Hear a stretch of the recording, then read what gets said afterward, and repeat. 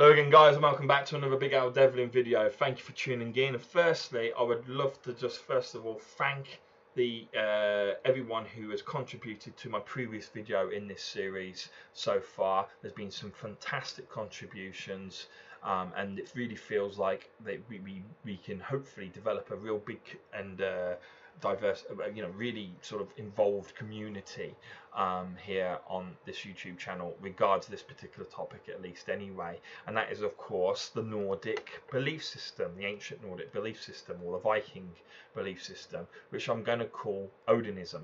Okay, that's what I would label myself as. I'm a pagan who practices Odinism.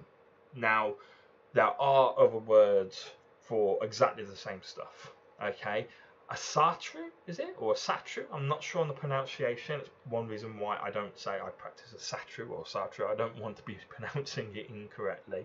But that again is another word for exactly the same stuff. You believe and practice the same things that I do.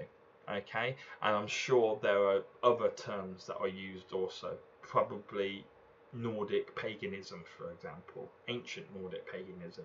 I'm sure there are many different labels that we can give ourselves, but regardless of how we label ourselves, guys, if you practice this particular belief system and religion, then I welcome you as brothers and sisters. And if you're not, if you're here just to watch for pure entertainment purposes, or just for historical purposes, because of course this is part of history as well as anything else, or just to learn. Learning's always good. Odin was the god of wisdom, and he was the All-Father and the leading god of Odinism. So I have full respect for just wanting to learn for the sake of learning. And you're all welcome here, guys. Feel free to share in the comments again, because guys, I really am passionate about this, and the sharing of this knowledge with you guys. I really want to develop this community as best as possible and to spread the word, because of course it's an old religion that's almost died out. There's not a lot of practitioners of it, and there are a lot of there may be a proportion of those practitioners who don't have all the information that perhaps I have myself available to myself, and I just want to teach as best as I can what I know, and in return hopefully I'll learn too. In the comment section I read pretty much all the comments.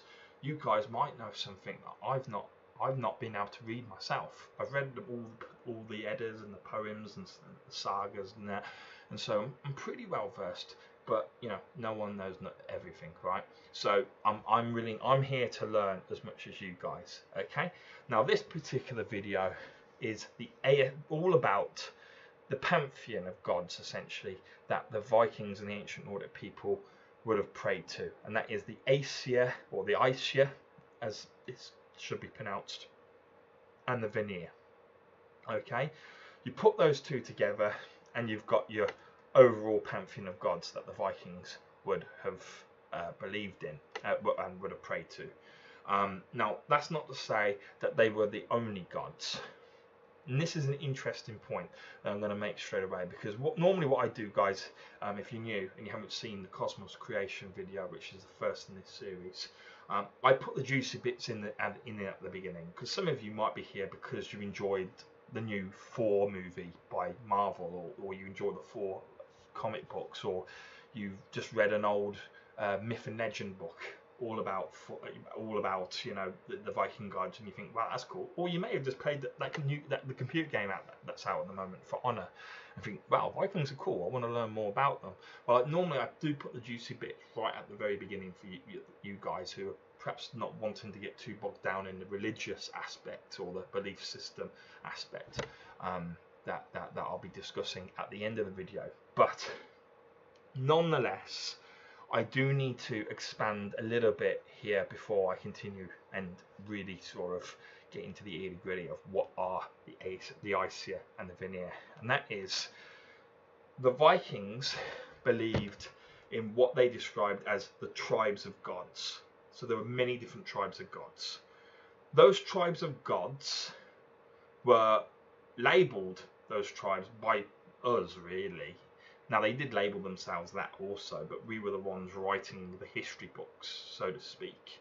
So you might be that, you know, Odin, for example, would have no idea why are you calling me an Aesir for, you know, but ultimately, as I say, these labels that we give them are our way of at least understanding and personifying in different ways different groups of gods that had certain physical attributes or certain affinities to different types of magic or certain appearances or certain sort of overall aims and goals.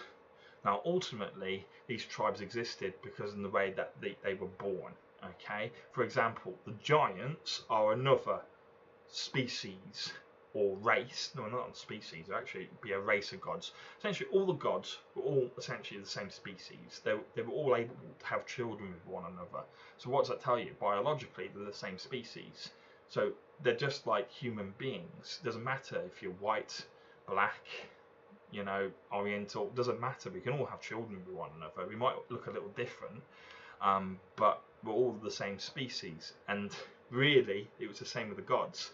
They all they were all different tribes, and they came in different shapes and sizes, but they could all breed with one another. And so they were probably the best way to understand them. The same species, but just different races or different sub-races of different types of gods. Okay, or sometimes they just got labelled what they got labelled because, well, that's where they lived. They were named after their homeland where they first were found. Okay, now as a result, it's when you say the Aesir and the Vanir, ultimately they are very similar beings. Okay, but they were different at the same time. Okay.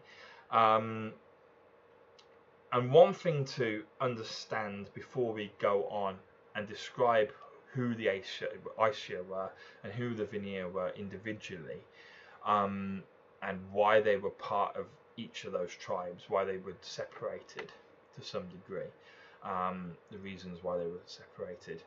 You must understand, in modern times, we've been brought up to really believe that gods of any type, of any religion, because of the Judaic Christianic influence on the modern world, are essentially supreme beings. The Judaic Christianic God is a supreme being. He is all-knowing, all-loving, and all-powerful.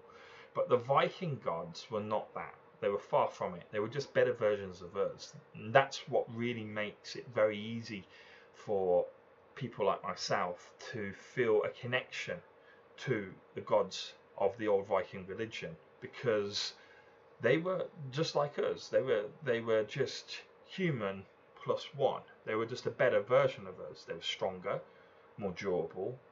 They lived a lot longer. They didn't age as such or die from illness, but they could be killed. Okay, they could die. And they did have flaws. They had ambitions, they had goals, they had ideologies that they would stick to. And so they had real personalities that you can directly relate to, in contrast to, for example, that you'd expect from a supreme being that, you know, you literally would be mind-blowing if it existed. And not one god, not one tribe of god had amongst them a supreme being. The closest thing that came to a supreme being within Viking mythology was a character called Surt, and he was the king or the leader of the fire giants, okay, in Muspelheim. And he was the closest thing that you would have to a supreme being, but he was a being of pure evil. He was born of fire. And if you remember the creation myth, the cosmos creation myth story that I told you previously, if you remember when Gungungnap disappeared because of the interaction of fire and ice, Ymir was born.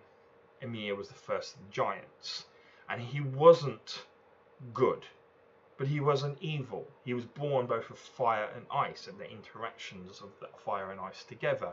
And so he was being a bit of a, he wasn't being good, let's put it that way.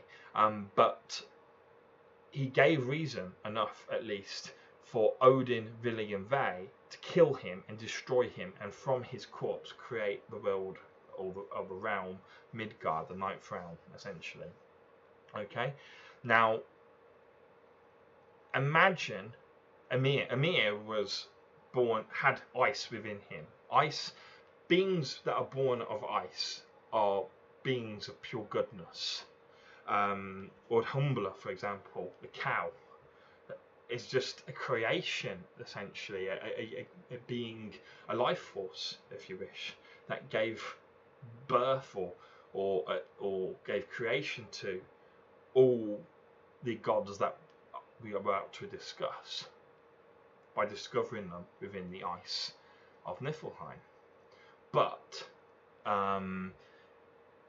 in contrast to that, imagine a being that's born of pure fire. That being is of pure evil. It has no goodness in it whatsoever, and that's what certain fire giants were. They were pure evil, and that is why at the very end, Surt comes along and ends Ragnarok by destroying everything, destroys all of creation, because that is what his role is. He is a being of pure destruction, of pure evil, in complete contrast, for example, to Humbler, which is a being of pure creation, of pure life. Okay.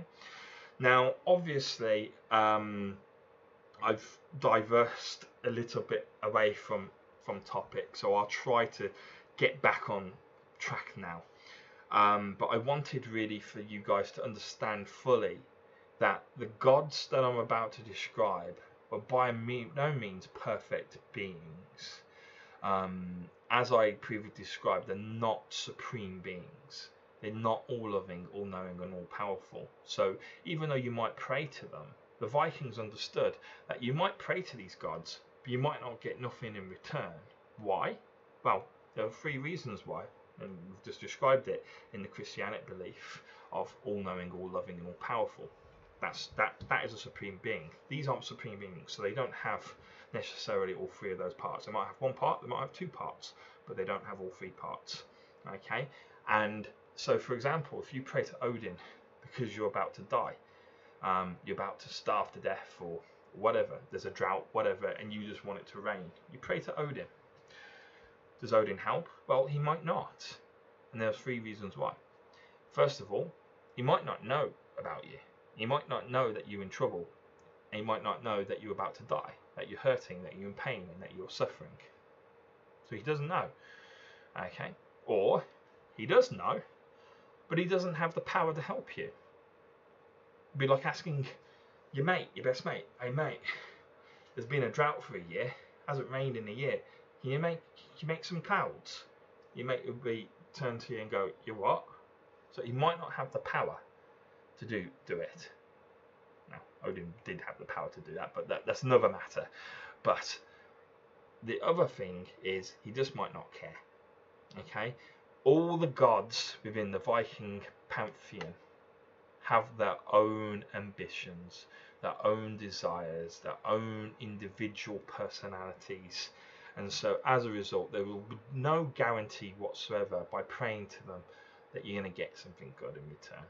But generally speaking, obviously, if you're committing, voluntary sacrifices, for example, or you are, dedicating your entire life to worship and, propagation of the word of Odin and all the rest of it, it's obviously, you're probably are going to get more noticed, okay, than someone who does nothing. But there would be no guarantee, absolutely no guarantee. The god might just come along and help someone who's never done anything for him. It's just one of those things, okay?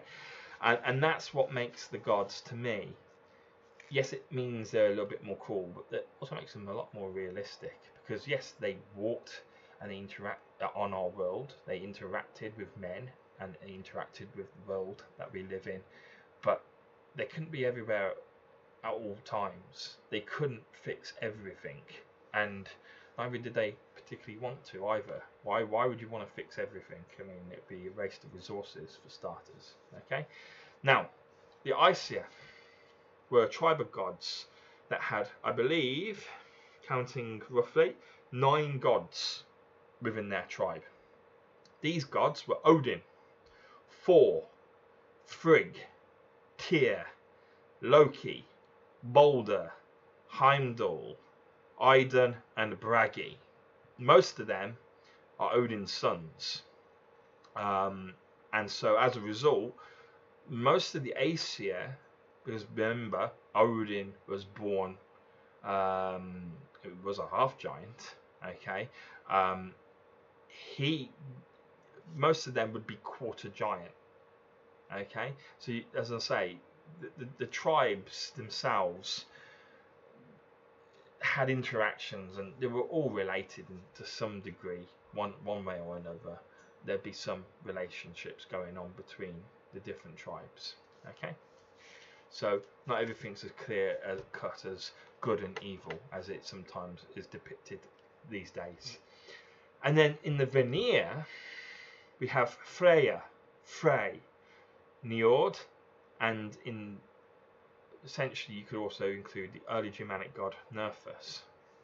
Okay, now the Vanir, there's not a lot to talk about, and the reason there's not a lot to talk about the Vanir is it's a shame really, because for me, I have a personal, I don't know why, in my heart I feel like I have a personal affinity for the Vanir, even though in history gone past, my family have always been very much dedicated not only to the Aesir but Odin specifically. You know, they've been very much dedicated towards Odin, and so I feel like it's an obligation almost, and not just an obligation. It makes it seem like a chore, but it feels like, for me, yes, I would say that Odin is my primary god, but at the same time, for some reason, I can't help but feel a real affinity to the Vanir, and that comes very important. I'll describe why now before I forget.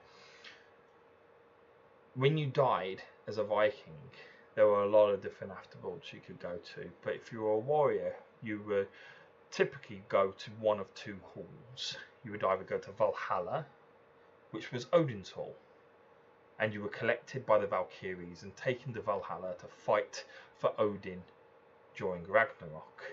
But there was another hall that Freya ruled over, and Freya was the Vanir, one of the Vanir, and Freya was the goddess of love and war. And I'm going to be a bit crude here, but basically, that to sum her up, if you can't kill it, fuck it. Okay, that was her attitude. Okay, now her hall, and the Vanir as a whole, there was very, very little information on. But when it came to taking the brave men who died on the battlefield against the enemies of the Nordic people, those who were picked to go to the halls, Freya had first pick of the first half. So the first half of the men that died, she had pick, and Odin could not argue. Odin had the leftovers, believe it or not. But of course, Freya and Odin would have had an agreement that, certain warriors, such as berserkers, for example, who were completely dedicated to Odin, would have obviously always gone to Odin regardless. They would never have been picked by Freya, but Freya picked certain warriors to go to her. Now, that hall, what happened, I can't. One can only imagine. It's guesswork. No one knows. I imagine it was very similar to Valhalla, except you trained to fight to protect Freya rather than Odin during Ragnarok. And I think that would be the only difference. The only difference being is that your patron god would be Freya and not Odin. Okay, but because I have a particular, I don't know, affinity in my heart for the Vanir, I feel like, I'm being drawn towards them, that perhaps maybe my fate is to end up in that hall one day. I don't know. I can only guess. I would be happy with Valhalla, don't worry. Valhalla would be a good hall to end up in. So I don't really mind where I go, but maybe Freya has her eyes on me. I don't know. But anyway, unfortunately, there's not a lot of information to give about the Vanir, except that they were known for being particularly good and particularly strong at the magic called Seda. Now, Seda was a magic that was only practiced, as far as I'm aware, by the Vanir, and Seda is the actual translation means string. Old Norse word for string, Seda.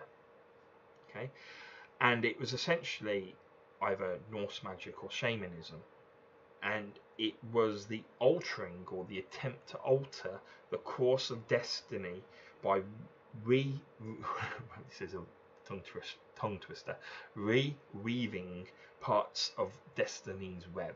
Because one thing I haven't covered at the moment, obviously in this well, it's only the second video, I can't cover that much really, but in this series of Viking mythology, is that Vikings very much, every Viking without exception, believed in fate, and their fate, they believed that there was only 2 days in your life where everything was predetermined ultimately.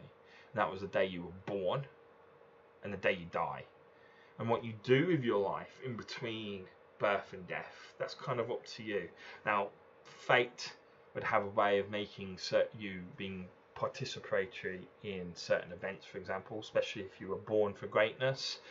You might feel that you are being guided by the fates, so to speak, but it might just be possibly your incredible drive to achieve greatness.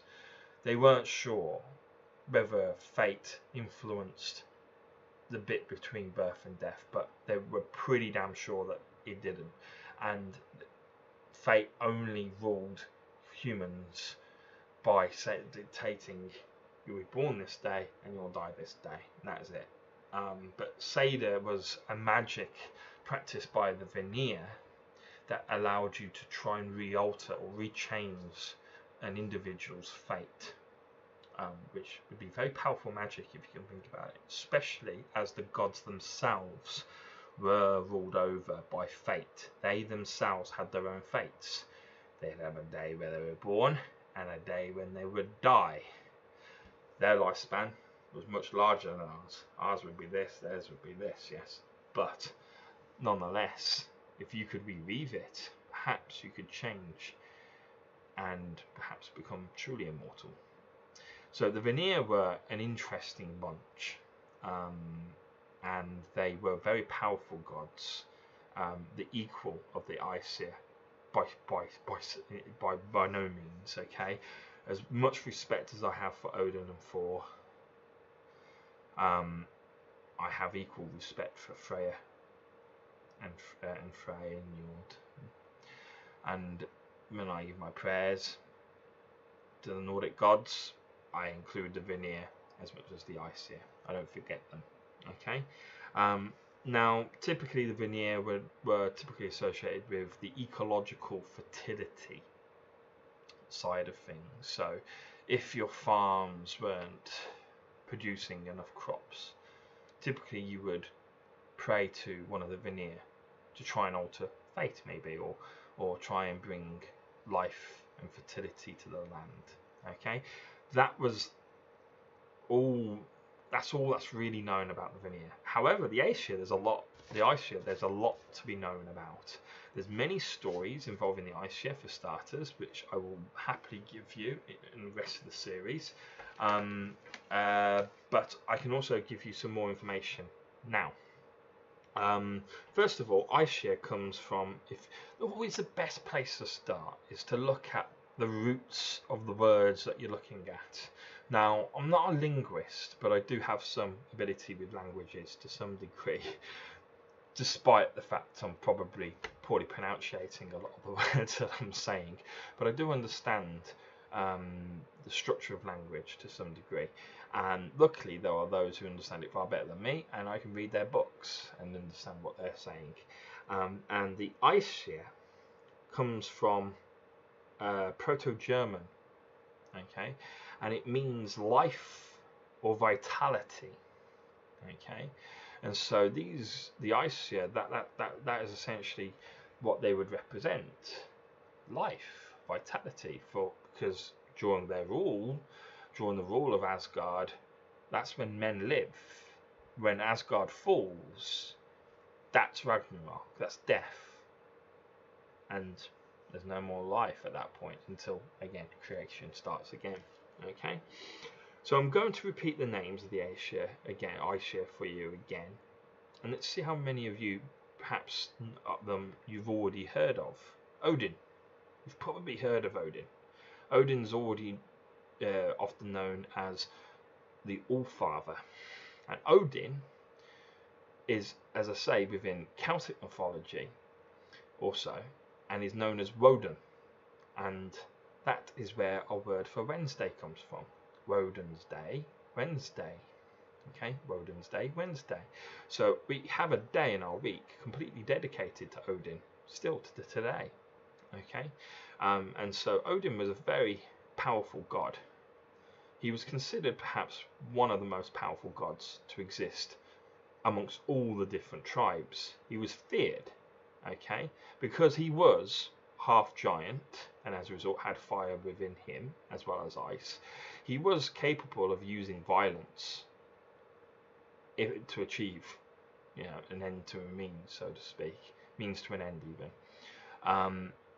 But he was known to be the wisest of all the gods. That was his particular attribute. Believe it or not, most people would think that the god that ruled would be the strongest god, or the most powerful god, or the one who had the most powerful grip over magic. But that was not the case. In Vikings, the most powerful god, the most influential god, the god who was the king of gods, was the wisest of the gods, and his name is Odin. Okay. Thor was the god of lightning and thunder. He was the god of other things as well, such as the forge and stuff, but he was commonly depicted as striking an anvil, because that's how he created his thunder. He'd strike his mighty hammer, the under, upon an anvil, and the sparks of his hammer striking the anvil would create lightning and thunder. And he, out of all the gods, was known to be the most powerful, physically powerful. He was the strongest of all of the gods, and none would question that. He was very, very strong, very powerful. He was also a glutton, believe it or not. He would out-eat and out-drink anyone. And he was ginger, just like me. Not blonde, as he's commonly depicted in modern pop culture. Red hair, I suppose, doesn't sell. I don't know. Ginger hate, I don't know. But he was ginger, he was redhead, and a famous redhead as well. He was really well known for having proper red hair and a red beard and everything else. Now the others were not. You may not know, and even myself, I don't know enough without researching them in full to give them their worth. I'll do a video on each of these gods, or I'll do a video in more detail on the Aesir tribe as a whole and the Vanir tribe as a whole, and go over each of the gods. But there's two gods particularly that strike me out of the Aesir that you probably will have heard of. Tyr, who was, I think he was also the god of strength. I think he was the god of strength, but certainly, he was the god of strength. I swear he is. Even though Thor was the most powerful, he was the god of strength, because Tyr, well, certainly was the god of war on the Aesir side, was the only one who was believed to be able to possibly take Thor on and come out alive in combat, in mortal, like physical combat. Tyr was a very powerful god, and I know he has Celtic influences also. He was found within the Celtic religion, so I'm hoping there's a few viewers on here, and one very prominent viewer on here called Celtic God who has an outstanding knowledge of Celtic religion, who might be able to elaborate upon that, whether Tyr or a variation of Tyr was found within Celtic religion. But he was quite a powerful god. And then of course Loki, the infamous Loki, the god who was capable of doing both good and evil. As I say, if you ever read the poems, the sagas, the eddas, whatever, of the Vikings, Loki, whenever you mention his name, you always just say the god who is capable of both good and evil, as if it was to remind you not to trust him, because of course Loki is the one who brings, or starts at least, Ragnarok and puts all the pieces in place. He plays chess, so to speak, with the other gods. He's very clever, very manipulative, and he's quite powerful with magic. And he is actually able to release, I think how he starts Ragnarok off the top of my head, he releases both Jormungandr, the world serpent, and of course oh my god, my memory, Fenrir, the wolf that kills Odin. Okay, I do apologise, guys. It's not my lack of knowledge. I do have memory issues. So, and talking for 30 minutes doesn't do my memory any good, especially when I'm tired. Anyway, these gods, the Aesir, however you wish to pronounce them, instead of being practitioners of magic, their defining feature was their strength, was their physicality.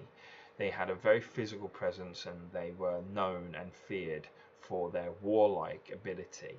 On a battlefield, you'd hope that you wouldn't come across an Aesir. If you were fighting, you don't want to go up against an Aesir, because they were particularly good at combat, and they were trained for combat, and they were obviously, as a result, the gods of the warriors of Viking society, of Nordic society, and the Vikings themselves would have obviously felt a particular affinity to, because, well, warriors need strength to fight, and respect strength also. But they would also be what was described as the animating personalities of the forces of nature. So, as I said, the Vanir were ecological sort of fertility side of things. So if you're a woman who wants to get pregnant, you probably, pray to the Vanir. If you're a farmer, you probably pray to the Vanir. If you're a sailor and the wind's not blowing in your favour, or you're about to get scuttled by a storm, then it would be the Aesir who you pray to, because they were the ones who were able to influence, more so than the other gods, the forces of nature. Things like when earthquakes happened, again, Aesir. Okay, they were the ones that you pray to. Now, there are certain other things that I need to tell you, and I'm going to do that in the next video, and that is to tell you that the Aesir who originated and lived within Asgard, and the Vanir who found themselves their origins within Valheim, the realm of Valheim, didn't always get on. In fact, they had a war, and they fought one another for a very long time, and the result of that war was obviously an alliance. There's no spoilers there, you know that, guys, because I'm talking about them as a pantheon, because this was a war that preceded men. or was at a very early point when men were insignificant. So my next video is to describe the Aesir-Vanir War, and that was the purpose of this video. I didn't really have much to talk about the Aesir and the Vanir because there's not a lot to talk about them, especially the Vanir side of things. There's not a lot of information out there, but I needed to describe who they were, what they were, their names, and what they were typically associated with, so that you'd understand who was participating in the war that I'm about to describe. So things are about to get quite juicy. See you soon.